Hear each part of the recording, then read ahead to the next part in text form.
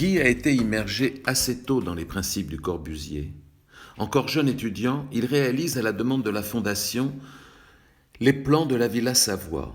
Il s'agissait de comparer la réalisation finale par rapport au plan d'origine. Il a visité Chandigarh lors d'un voyage d'études organisé par Voginski, le bras droit de Corbu. Il connaît bien les théories corbuséennes, notamment le principe du modulor, ce système de mesure que Le Corbusier a mis au point en partant de l'échelle humaine et qu'il a appliqué pour la première fois dans la construction de la cité radieuse, système qui restera assez peu employé en dehors du Corbu pour ses réalisations futures comme les bâtiments administratifs de Chandigarh ou le couvent de la Tourette. C'est sur cette règle du modulor que seront construits les meubles de la collection Puzzwood.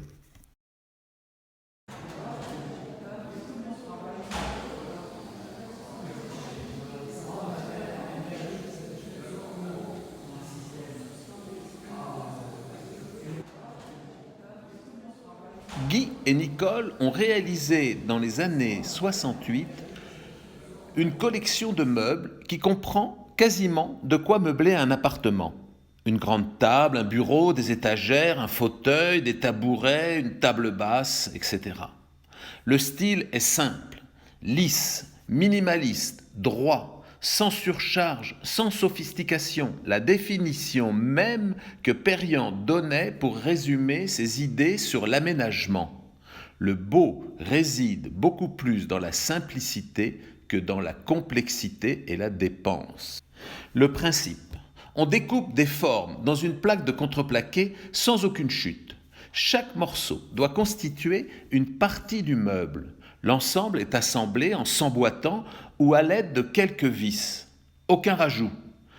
Pulse, parce que si l'on redévisse, on démonte les meubles, on peut, comme avec les pièces d'un pulse, reconstituer la planche d'origine. Ils sont faits en contreplaqué 15 plis, en bois de bouleau de Finlande, bois blond satiné, certains sont bakélysés. Les meubles ne sont pas les seuls à constituer cette exposition. Guy est aussi plasticien. Sa matière, son inspiration, ce sont les reliquats d'affiches qu'il trouve encore sur les murs et qui, souvent déchirées, laissent apparaître des fragments des précédentes. Il décolle ces affiches et compose avec des tableaux. Scènes de montagne qu'il nomme moraines, lasso, dans les nuages, entre ciel et brume. La plupart ont fait l'objet d'expositions, à Argentières, à Valorcine, à Grenoble. Quand ce n'est pas des montagnes, il compose des scènes urbaines qu'il intitule Métropolis ou Biodiversion, ou encore des utopies.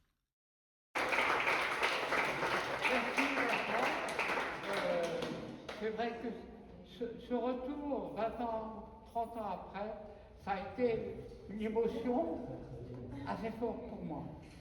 Parce que j'avoue que je ne croyais pas qu'il y aurait tant de monde. Je vous remercie beaucoup pour cette soirée que j'ai ruminé des semaines et des semaines en me disant: oui, faut partir. Non, faut pas partir.